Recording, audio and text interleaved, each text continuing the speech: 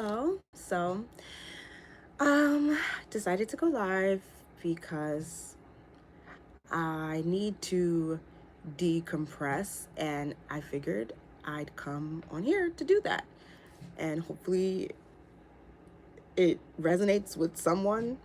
And yeah, I I'm not a like self-help guru. I'm just figuring life out as I go, just like most people. I figured that me coming on here, just going through my experiences, my growth in a very vulnerable way, would influence other people to kind of be more vulnerable, since that's something I struggle with. I struggle with vulnerability, and this is just an exercise on being more vulnerable for me. Currently at work, but I am grateful that I have a job that allows for me to sit here for most of the day and do whatever I kind of want, so long as I get things done in between that. Enough of that. So, if you don't know what a winter arc is, this could still be the video for you, but I'm just going to explain what a winter arc is. A winter arc is a internet phenomenon where people that are looking to kind of jumpstart their new year, or their New Year's resolution, shall I say, they're looking to jump start that process rather than waiting for January 1st. They want to kind of ease into that transition of change, or towards change. I guess that's, yeah, I would say it's that. Um, I'm sorry. I don't know, I'm so nervous. Like, I have been on YouTube for a little while, but some, that, I don't know. But yeah, so winter arc is just a season before the New Year's where you are going to be locking in, trying to get yourself into the mode of discipline. So discipline has been a reoccurring theme for the past month or so for me. I realized that I don't have the discipline I need in order to accomplish the goals that I have. So I'm just trying to bridge that gap between the me I am now and the me I want to be. And the me I want to be, or I'll just say the me that achieves the goals that I have is going to be somebody with discipline. So I'm just working on discipline. That is my 2025. It's a year of discipline in all aspects. So discipline for me, it just looks like doing the things you say you're going to do, doing the things that are important to you consistently. And that might look different for everyone on their winter arc journey. However, for me, there are three things that I want to have discipline in: my diet and health, self-care, and time management. I feel like, well, I guess four things, and a consistent routine. I don't have those things at the moment. I have a concept of a routine. I have a concept of a routine, but it's very much touch and go. I've downloaded some apps to help me with remembering to do certain things, such as take my pills. If you don't know, which you probably don't, I'm on Lexapro, so I recently just started to take antidepressants. I'm somebody with social anxiety, and Lexapro supposedly is supposed to help with that, which I think it is. It's touch and go. It's only been like a month and some change, so crossing my fingers that it will work and I won't get the immense weight gain that typically comes with antidepressants. I digress. So, I lost my train of thought. That's another symptom that I feel might be because of the Lexapro, but I don't know. So, discipline is something I'm definitely trying to just instill as a character trait of mine. I want to be able to say I am disciplined without feeling like it's a lie. And right now, I feel like it's a lie because my life doesn't align with that trait. I am I am someone who struggles with discipline. And it's not because I'm just somebody who can't be disciplined. It's because I don't set up the situations around whatever goal I make. I don't set the environment up for me to succeed in sticking to a goal. So if my room is a mess, I'm probably not going to get up wanting to work out and meditate. For some reason, for me, it might just be an excuse, but I don't want to meditate in my room when it's messy. It's really hard for me to clear my mind when my room is not clear. My room typically reflects how I feel. So keeping my room tidy is one of those things that I want to work on so that I am consistent in a routine. For some reason, my physical environment, like physically how things look around me, influence whether or not I want to meditate. So meditate and do yoga. I don't like doing yoga in a messy room. I don't like meditating in a messy room. I'll get on my step machine, no problem. For some reason, I don't mind working out on my step machine in the messy room, but when it comes to meditating, no, I need it to be clear in my room. Nothing on the ground, nothing all over. So tidying, being clean, keeping a routine, time management, and health. I'm not even going to separate physical health with mental health. It's all the same. Mental health, physical health, all of it's the same. I need the mind and body to work together. So mind and body health, all of that. I noticed though that during the coming towards the end of this winter arc, because we are in the like home stretch, as they call it, I have been just lacking on self-care. I'm a mother of two, a single mother of two, and I go to school full time, or I was going to school full time because the semester just ended yesterday. And I felt myself be like I was overwhelmed and I didn't know what to do with it because I couldn't stop. Like I had to see this through. Like I can't just stop at the end of my semester and just give up. I don't want to do that. But also I didn't have time to sit and like recuperate because there's Christmas. I had to Christmas shop. I work, currently looking for another job because I need more money. And all of that stuff was coming to a head, and I didn't know how to slow down, what that would even look like when I have so many responsibilities to a point where I can't slow down. So I'm feeling myself going towards overwhelm and not being able to really do anything about it. And I didn't crash out, thankfully, which that's what my new video is going to be about. It's going to be about crash outs and how we are not going to be crashing out in 2025. Yeah, I didn't crash out entirely, but I did have a moment of my house was a wreck. I was just in my bed, not the whole entire time. Like I still got up to do the things I needed to do. On top of that, I got sick, which I don't know who I heard it from, but when your body needs rest, it's going to get its rest. It's going to get its rest one way or another.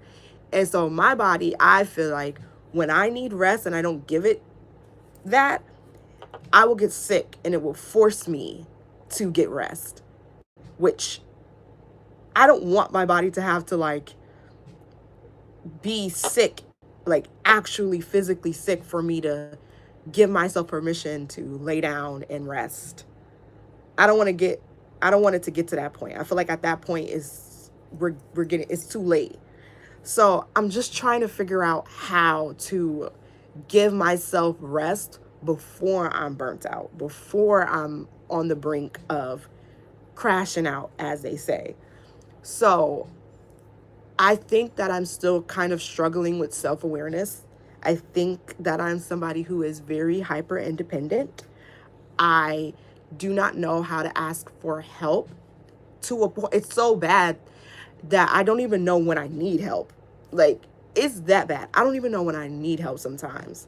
So, like, I will try to do the thing first. And then when I can't do the thing, then I'm like, okay, I need help. But that's too late. And I will try a couple of times. I will try a lot to do something on my own before I, like, throw my hands up and go, yeah, I need help with this. So I'm hyper independent and I have family. I have people that will help me. But I just, for some reason, I feel like a burden asking people for help. I know why I feel a burden for asking people help. And let me put this book up. This why. This why I feel like a burden when I need help or when I need to ask for help, because I have so much toxic shame that I'm still trying to figure out and heal. I'm reading this book currently, Healing the Shame That Binds You. Growing up, my mom, she had a lot of kids. So I'm one of 7. My needs, my emotional needs, of course, weren't always met because of that. I was more noticed, I think, when I was causing an issue versus when I was not. So for me, I learned that I'm noticed when I'm doing something wrong. So let me not be noticed, because me being noticed means that I'm doing something wrong. Asking for help requires for you to be noticed. And I'm not comfortable with that. I don't like to be perceived much. I don't like to be a problem. Being a problem for me feels like I am going to get in trouble or I'm going to be in danger. So there's a such thing as healthy conflict and healthy confrontation. But for me, I didn't see healthy confrontation much. So I still don't at 28 know what that looks like. I'm really trying to work through that. So I say all that to say I have a self-awareness and emotional maturity that just isn't where it needs to be in order to become the person that achieves, in order to bridge that gap between the me now and the me who achieves the goals that they have. So I'm just trying to bridge that gap still. And shame is the ultimate obstacle that I'm working on getting rid of, and not getting rid of shame altogether, because, and as it says in this book, there's a such thing as healthy shame. Shame tells us when we have reached our boundaries as a human. We need shame to tell us, hey, you're operating outside of your your integrity. Yeah, I think that's what it says. And yeah, that sounds right. You need shame to tell you when you're doing too much, in my way of saying it. But I have toxic shame because I always feel like I'm doing too much no matter what. I feel like I'm doing too much for asking for people to treat me kind. I feel like I'm doing too much for just being visible as a person. So toxic shame is feeling like you're too much overall, like as a human being. I am too much to deal with. I don't deserve to be heard. I don't deserve to be seen.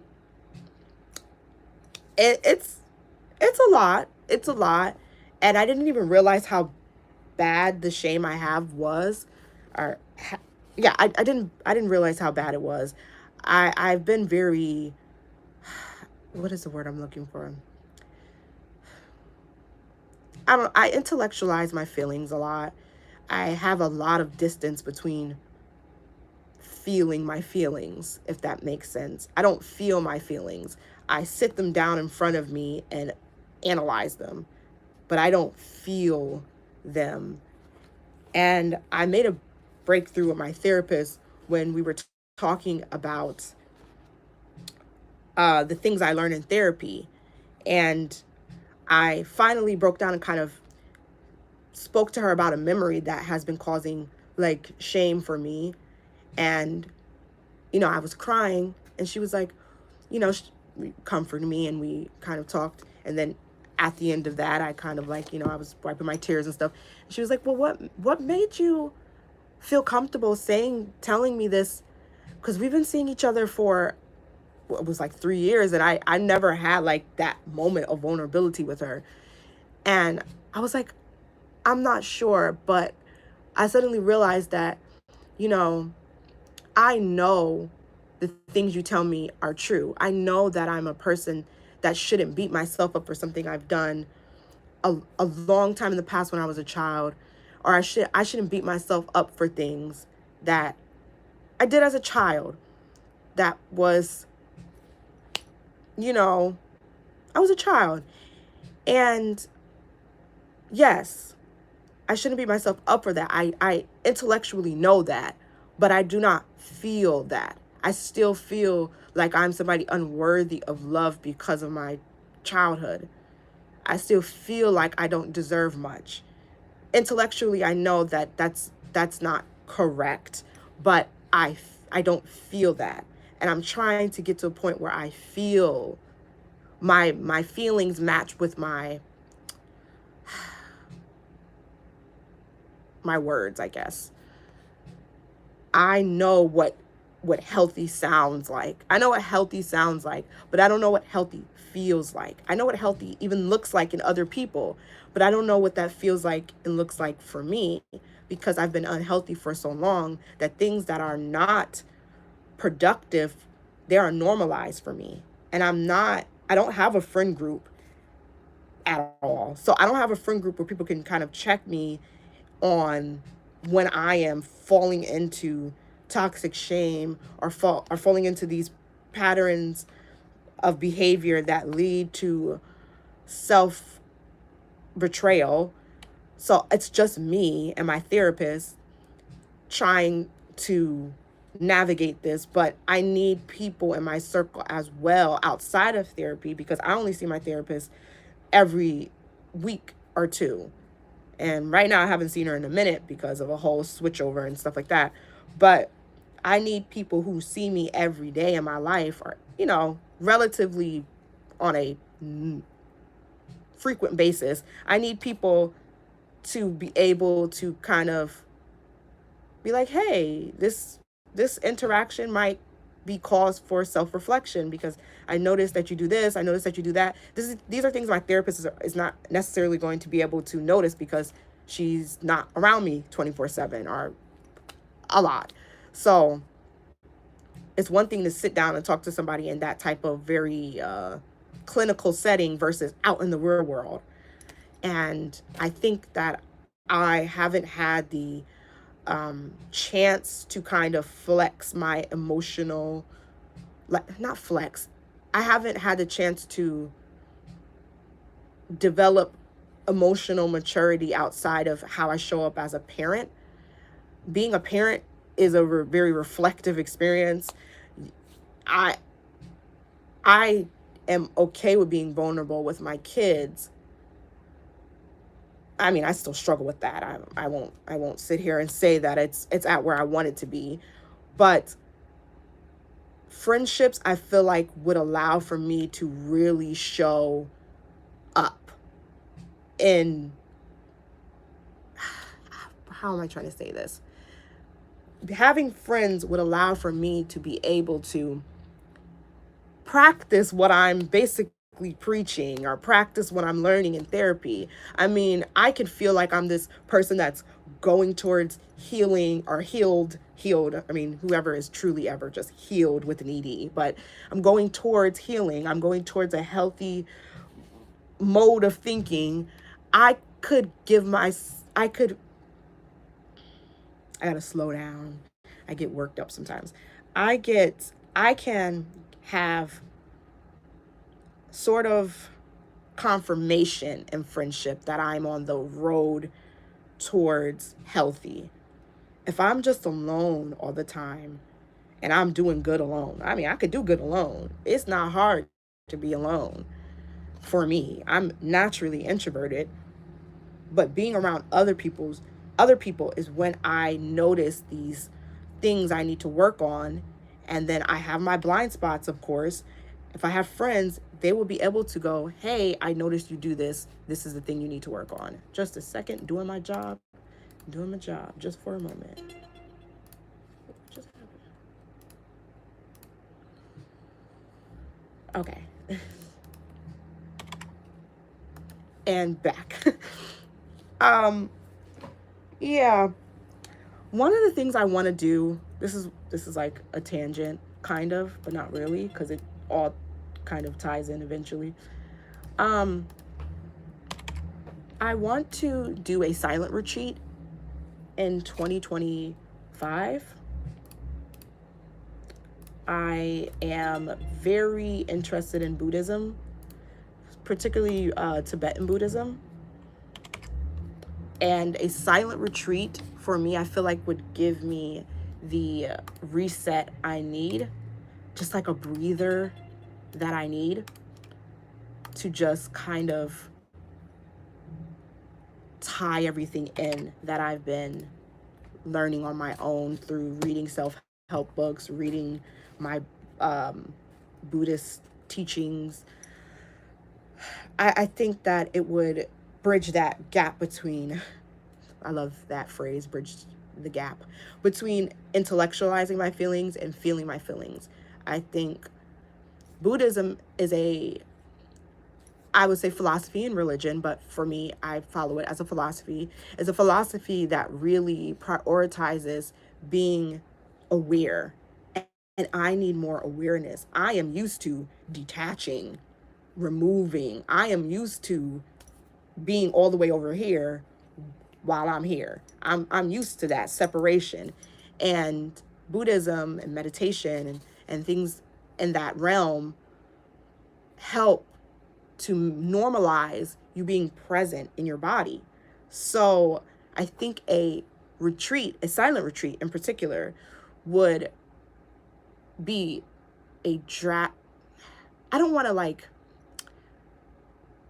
kind of act like it's going to be a miracle thing. Like I'm going to go to a silent retreat and then I'm going to come back a new person, because that's just my perfectionism talking. I just think it would help me kind of gently push me towards the right direction. I think I am able to a lot, distract myself away from hard feelings through school, through my duties as a parent, through reading, through listening to podcasts, through YouTube, through TikTok, not so much TikTok, but sometimes TikTok. I'm able to distract myself, and just getting a nice solid 2 weeks of just silence with my thoughts, I think would give me clarity on just what the root of the issue is. So that is something I want to gift myself for my 29th birthday, is a silent retreat. And if I do that, I will come on here and, of course, talk to you all about it. But it's something I've been wanting to do for a long time, go on a silent retreat.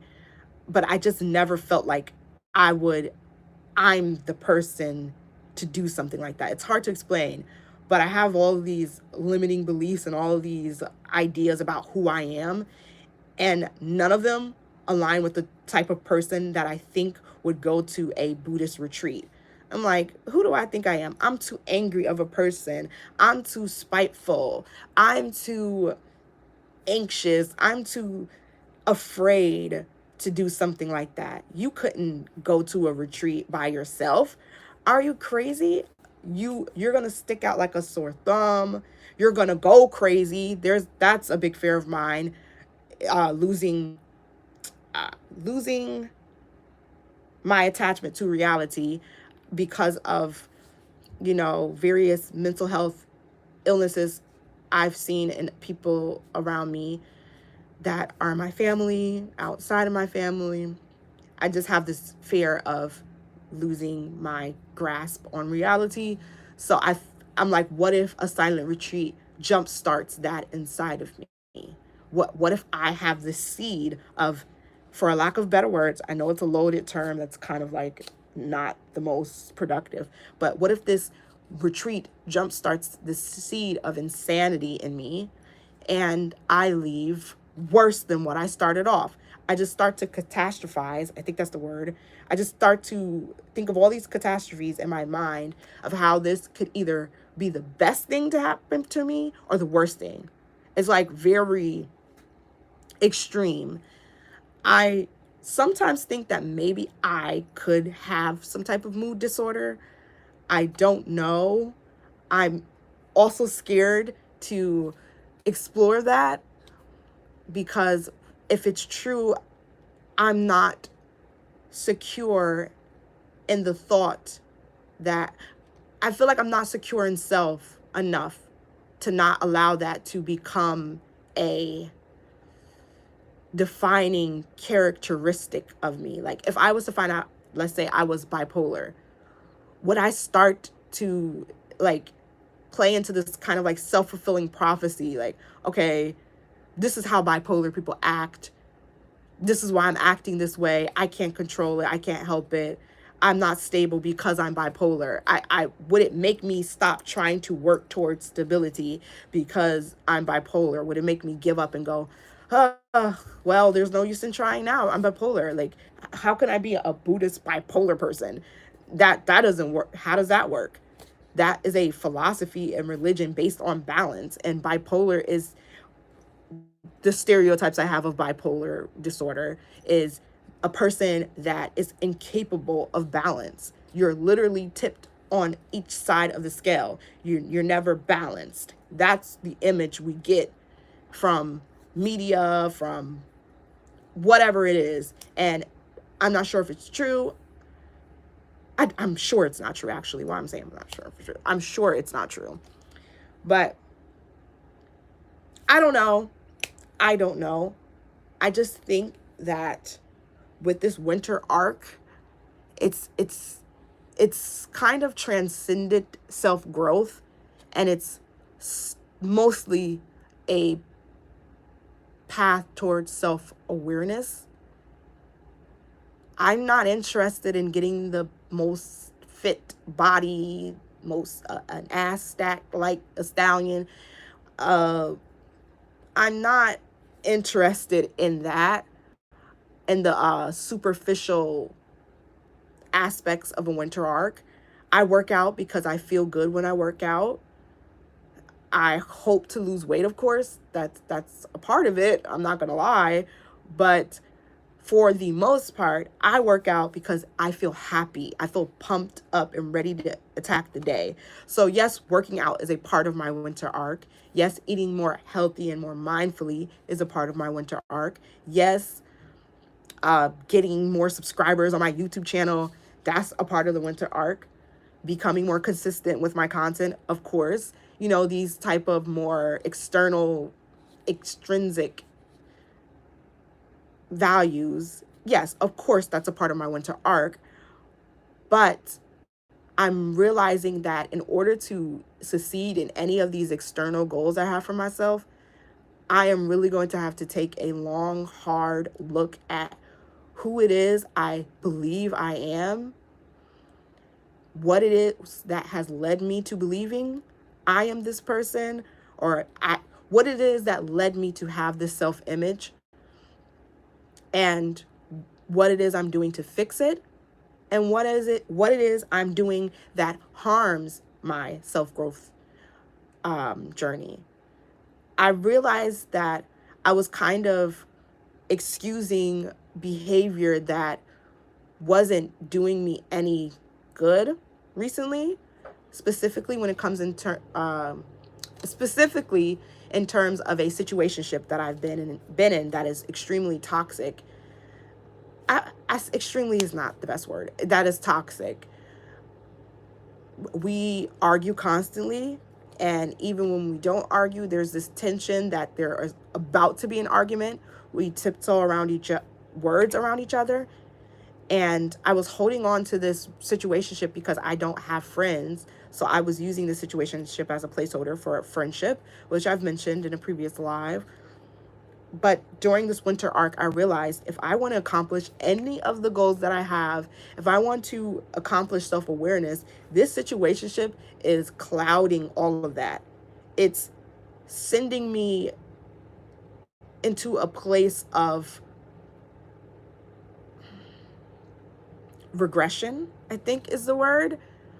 I don't think it's because this person makes me kind of double back into unhealthy patterns. I don't think it's that. I wouldn't blame him for me doing something that leads to shame.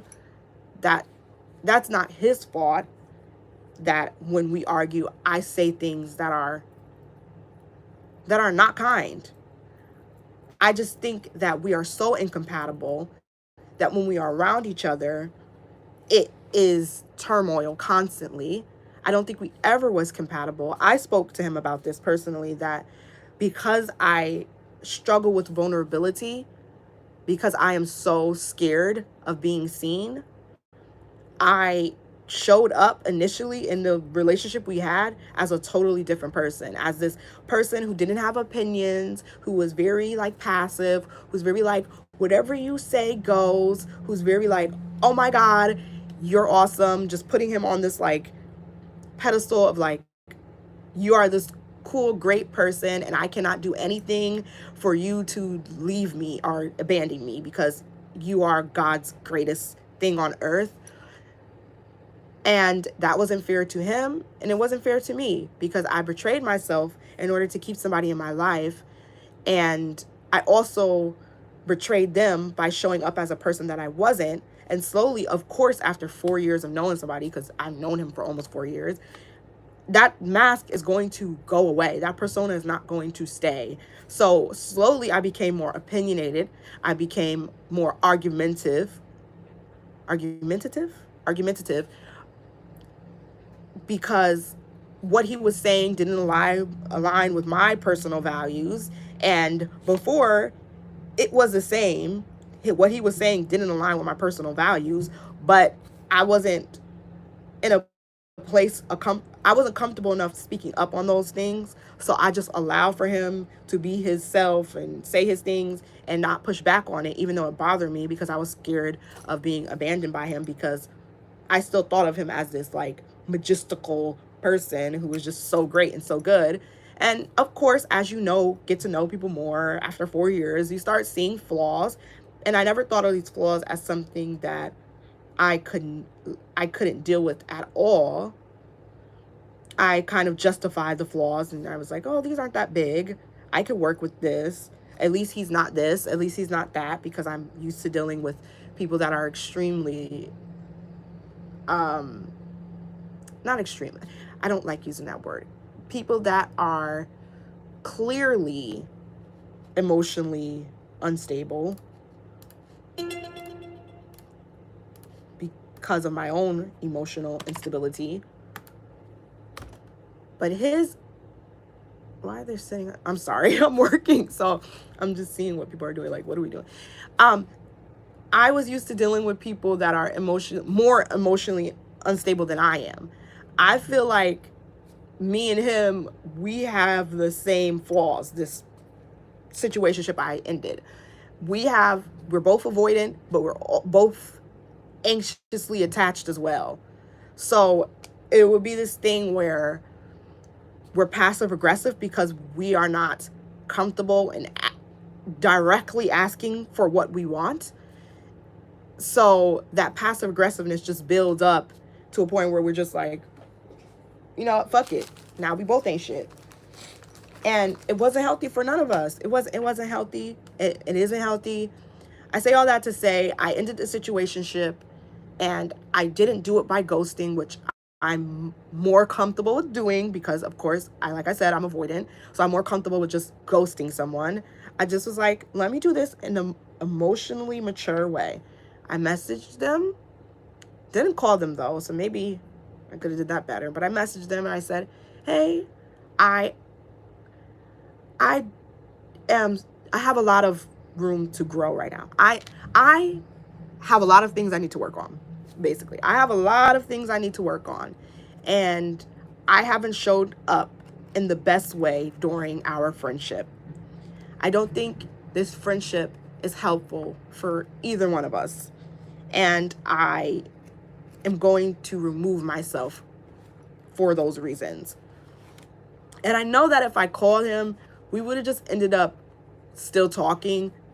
I think it was the best approach because I know that I could be talked out of stuff still, because I'm still a work in progress, and I always will be a work in progress.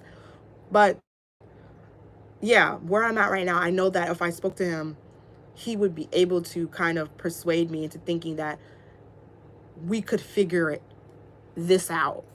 Even though I know that after 4 years of talking to somebody and pretending like you're friends when y'all have done nothing but argue and try to basically one up the other, it's not healthy, and it doesn't do anything for any of us. So, but a part of me still would want to hold on to the comfortability of knowing that this person is here if I'm ever in one of those rare moments where me being alone is uncomfortable.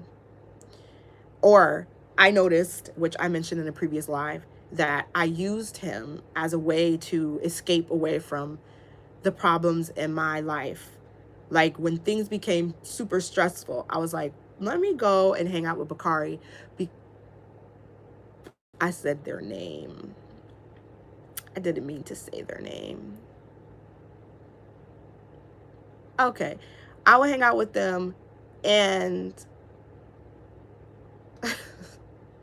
I would hang out with them, and I know that when I was around them, that I was able to I was comfortable. Like, they made me feel comfortable for the most part, but I would be able to detach. And who wants, how, I don't want to say bad of a person am, because that's just like, that's not helpful for anyone. I don't think I'm a bad person because of this. I think I am someone who has a lot that they need to work on. But how is it fair to him that I'm solely around him because I'm able to detach from what's stressing me in my day-to-day life? Like, I'm using you, and then I would get upset about him using me, but I'm using him. So I was just being very hypocritical, and then that was causing cognitive dissonance because I'm like, I don't want to be used by someone for as a body. I don't want to be used by someone just to be like a place where they dump all of their stress and anger onto, but I'm using this person to detach from my stress in the day as well, just in a different way. So I don't know. I had to take a hard look in the mirror. A long, hard look. Is that how the saying goes? I don't know. I had to take a look in the mirror and reflect. And I will say that even though that situationship was toxic and we argued, and my blood pressure probably was like up here, it was it gave me insight on the areas I still have to work on, even after 4 years of therapy, y'all. I've been in therapy for about 3 or 4 years. I would say 3 or 4 years. Honestly, longer if I count the years where I was on and off from therapy, which was about 2 years. But I think only in these last 2 years have I. Un momento. I'm going to mute.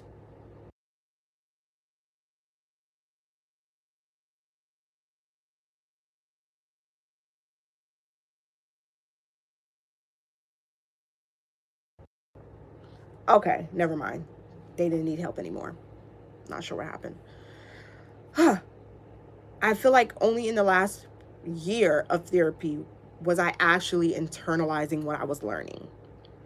I definitely wasn't allowing I would say the situations I was in were not able to facilitate a period of self-reflection for me. I was completely in survival mode. Like, A lot of things happening with my living situations. I still had very young children. My kids are still young, but they're more like school age now. So I finally feel like I have the room to kind of prioritize myself. And this is not me giving permission to people with young children to dismiss their personal needs. I think even if your children are small, like toddlers or infants or babies, you still need to prioritize your own personal needs, however that looks. I just didn't have the privilege to kind of do that in a way that would have been helpful. Um, Single parent. So that's why if I have any young people watching or that watches this playback and they don't have any kids, y'all practice safe sex, practice self-love, love yourself. People will tell you anything and everything to get what they want. Having a kid will not fix your life. Having a baby won't make life easier. It won't make life more bearable. Not to say my kid, I don't know how that sounds, but I love my kids. I feel like I have to say that anytime I talk about the struggles that come with parenthood, which is silly because duh, you're raising somebody, you're raising a human being.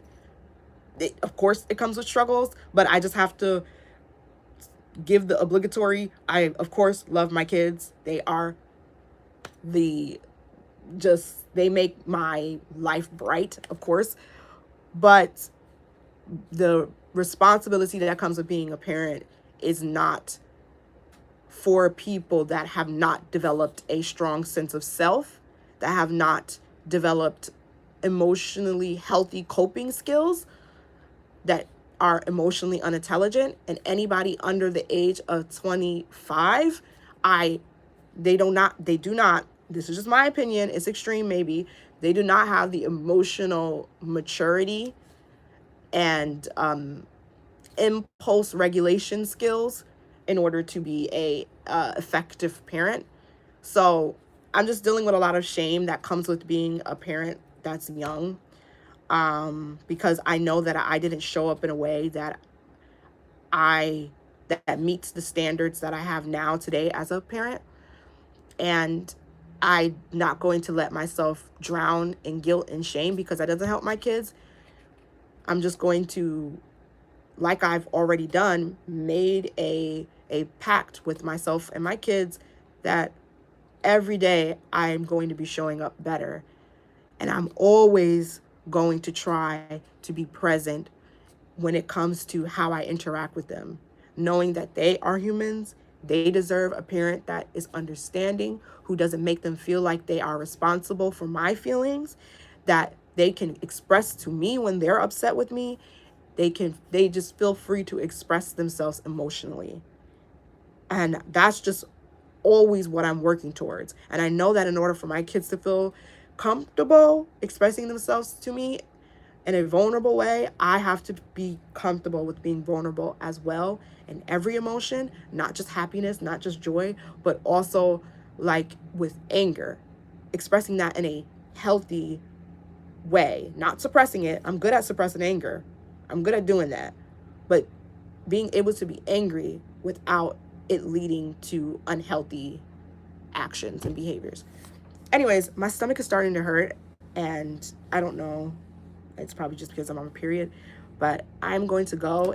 If you are struggling with toxic shame during your winter arc, and or you're dealing with guilt for maybe not showing up in the ways that you feel like you were going to show up during your winter arc, read add this to your reading list, Healing the Shame That Binds You by John Bradshaw. This is the expanded version. I literally found this in a free book thing we have in my city. I'm so glad I found this. It literally was just like, oh my God, this is a universe. This is a universe. So after I get me something to eat because my stomach is hurting, I'm gonna be reading. And yeah, good luck on your winter arcs. Good luck on your New Year's resolutions. Don't feel shame for having a New Year's resolution. I feel like there's this whole stigma around New Year's resolutions now where it's like, oh, you have a New Year's resolution. You're not going to keep them. I believe in you. If nobody else believes in you, I believe in you. And I believe in you because I believe in me. And if I could do it, If I can believe in me, anybody can believe in themselves, because we're all humans and we're all trying to figure this shit out and we're all works in progress. Okay. All right. I'm going to leave now. Bye. Okay. Bye, y'all.